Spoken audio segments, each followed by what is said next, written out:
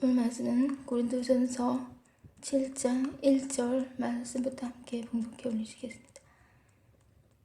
너희가 쓴 문제에 대하여 말하면 남자가 여자를 가까이 아니함이 좋으나. 아멘.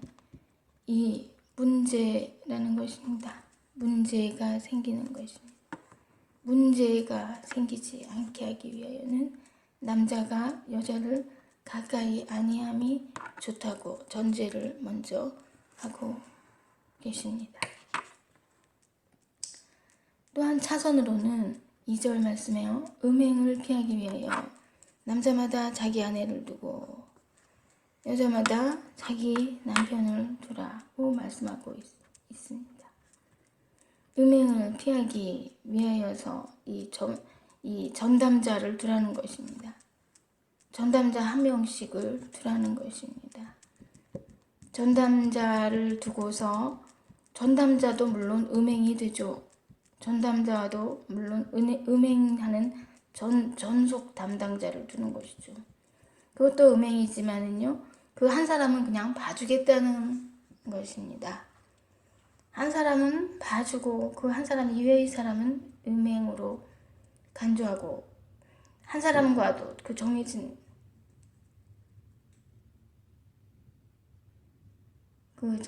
한 사람과도 음행이지만은 그것을 간과하고 그 이외의 사람일 때 음행이라고 간주가 된다는 것입니다.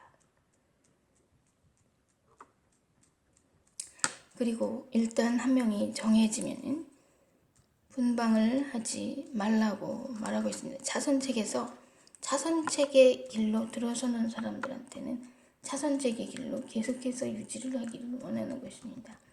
분방을 하게 될 경우에는 또 다른 사람과 음행을 하게 될 경우가 있기 때문에 그것을 막기 위하여서, 다만 기도할 틈을 얻기 위하여 하부 이상 얼마 동안은 하되 다시 합하라는 것입니다. 차선책으로 합하라는 말씀입니다.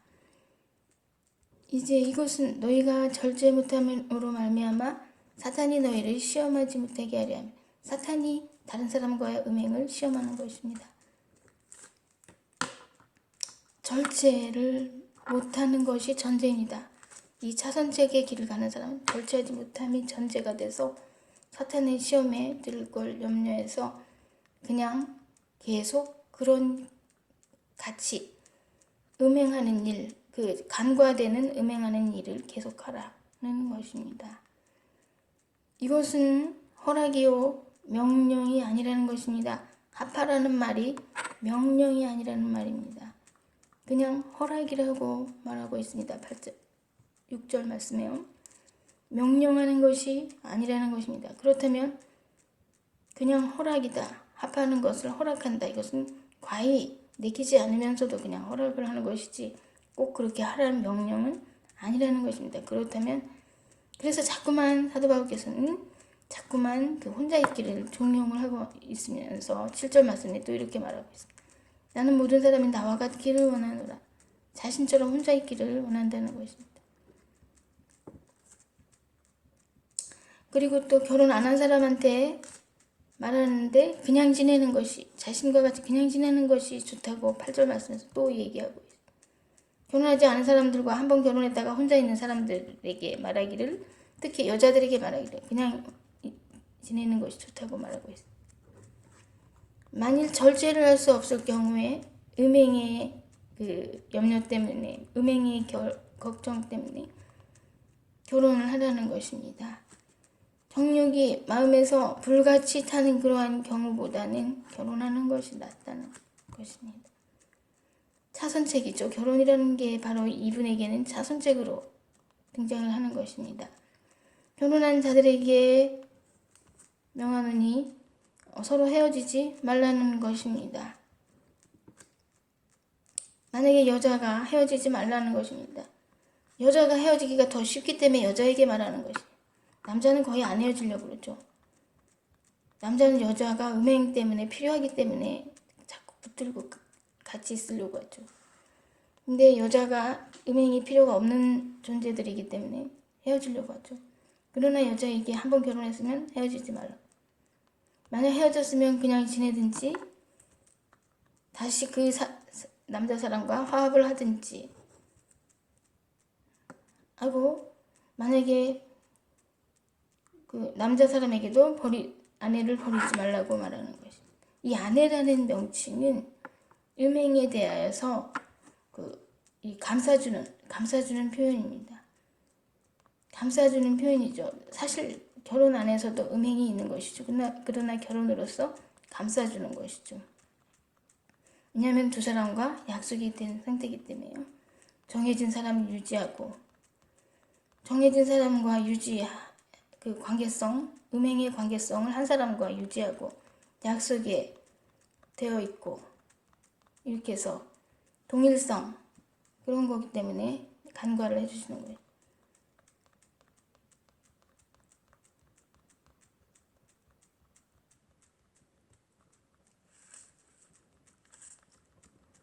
만일의 경우에 같은 종교가 아니라 해도 버리지 말아달라고 12, 13절에 또 부탁하고 있습니다.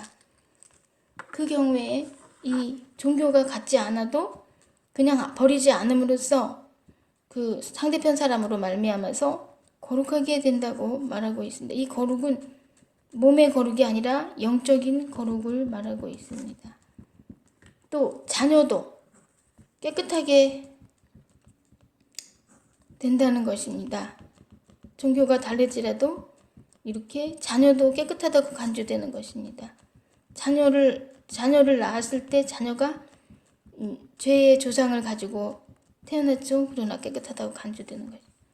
이제 거룩하게 해준다고 이렇게 축복의 말씀에 14절 말씀에 하고 있습니다. 이것은 거룩은 영적인 거룩을 말하고 있습니다. 한쪽이 종교를 가지고 있을 경우에는 헤어지지 말아달라고,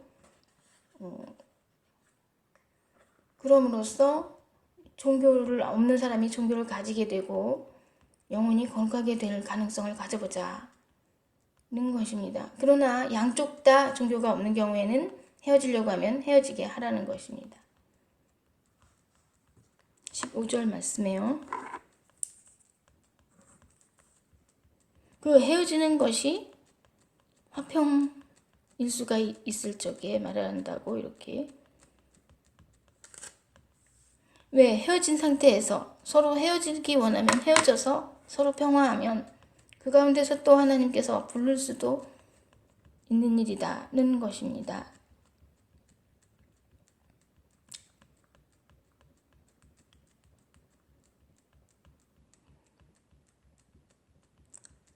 그 20절 말씀에요. 부르심을 받은 상태에서는 우리가 혼자 있을 때 부르심을 받죠. 그렇기 때문에 그 부르심 받은 대로 그대로 지내라고 또 말하고 있습니다.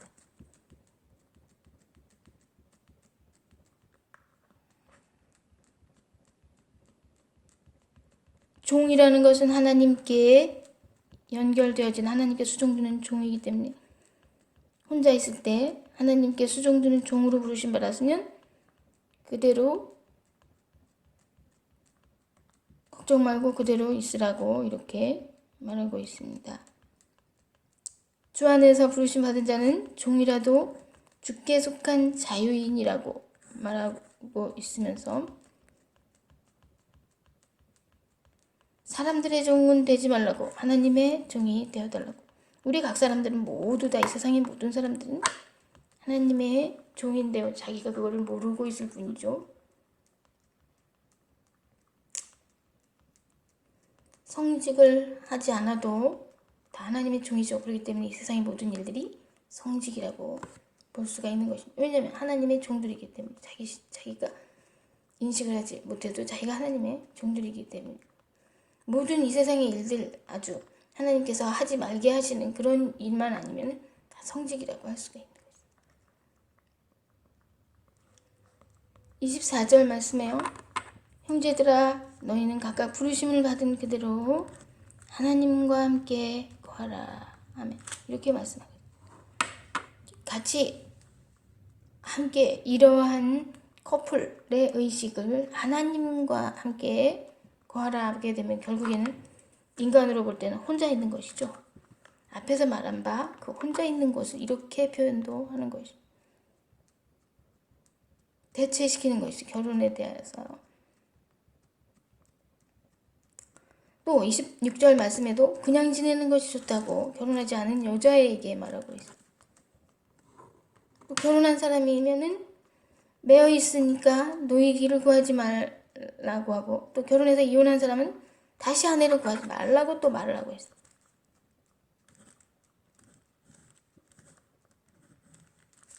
그리고 그러나 결혼하는 것이 죄 짓는 것은 아니다. 그러나 육신의 고난이 따른다. 그러므로 사도 바울께서는 자신은 형제들을 아끼니, 어떻게 아낀다는 표현은 되도록이면 혼자 있어달라, 이 부탁이시죠. 안에 있는 자들은 없는 것 같이 하라는 말은 뭐냐면은 되도록이면 결혼한 상태라도 좀 이혼하기를 종용하시는 것이죠. 염려 없기를 원하는데 염려 없으려면, 이렇게 해서 결혼하지 않은 사람은 주의 일을 염려해서 어떻게 하면 주님을 기쁘시게 할까만 한다고, 이 걱정, 세상 염려가 없기를 원한다고 부탁하고 있습니다. 32절 말씀에요. 우리의 유익을 위해서 세상 염려하지 말아달라고 35절 말씀에 부탁하면서 올무를 노려함이 아니다 하는 것은, 올무라는 것이 바로 결혼이라는 것을 올무로 은연중에 말씀하시는 것입니다. 흐트러짐이 있음으로써 섬긴다는 것이죠. 흐트러짐이라는 말이 있는데요. 결혼할 경우에 흐트러짐이 있게 주를 섬기게, 또 결혼을 안 할 경우에 이치에 합당하게 된다, 이렇게 또 말씀이 은연중에.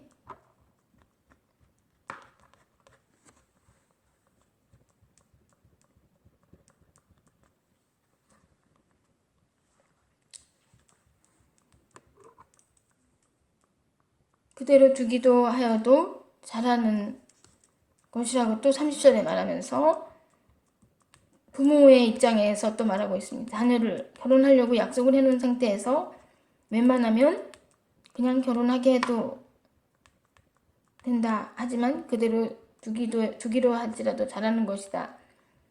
그러면서 38절 말씀해요. 그러므로 결혼하는 자도 잘하거니와 결혼하지 아니하는 자는 더 잘하는 것이라고 말씀하고 있어요.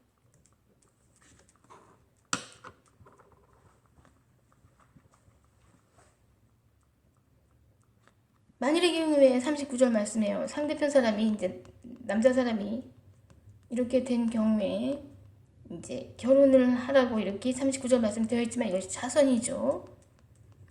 그리고 종교 있는 사람에게만이다. 자선의 말씀입니다. 40절 말씀에요. 그러나 내 뜻에는 그냥 지내는 것이 더욱 복이 있으리로다. 나도 또한 하나님의 영을 받은 줄로 생각하노라. 아멘. 하나님께서는 물론 창세기 1장을 통하여서 창세기 1장에 독주하는 것이 좋지 못하여 돕는 배필을 하와를 만드셨다고 말씀에 나와 있죠.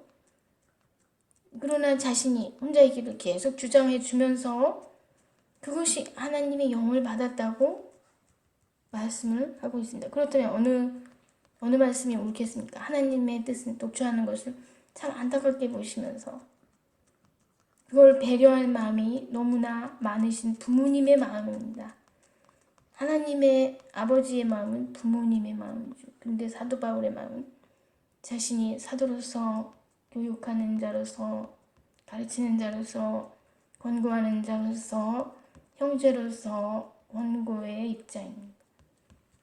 그렇기 때문에요, 그 자비심에 있어서는 아버지의 자비심이 더 많은 것을 우리가 생각하고, 우리가 아버지를 더 잘 섬기기 위해서 우리가 사도로서 가르치는 입장에서는, 권고하는 사람의 권고로서는 사도 바울의 입장을 귀를 기울여 볼 필요가 있는 것입니다.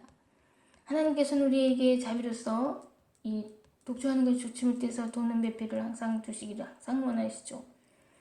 그러나 우리 입장에서 하나님을 더 잘 섬기기 위하여서 정말로 혼자서 더 열심히 하나님의 종으로서의 역할을 더 잘 감당하기 위하여서 사도 바울의 그 말씀을 딸 때에 이것이 우리가 사도의 그 가르침을 받아서 같은 형제로서 우리가 그 교훈을 받고 가르침을 받는 것이라고 볼 수가 있는 것입니다. 이렇게 볼 때 우리가 사도의 가르침을 받아서 더 외로이 혼자 있을 수 있는 것을 더욱더 이 그 협조의 그 조언을 받아서 더 이제 그 외롭지 않도록 그 권고함을 받아서 좀 더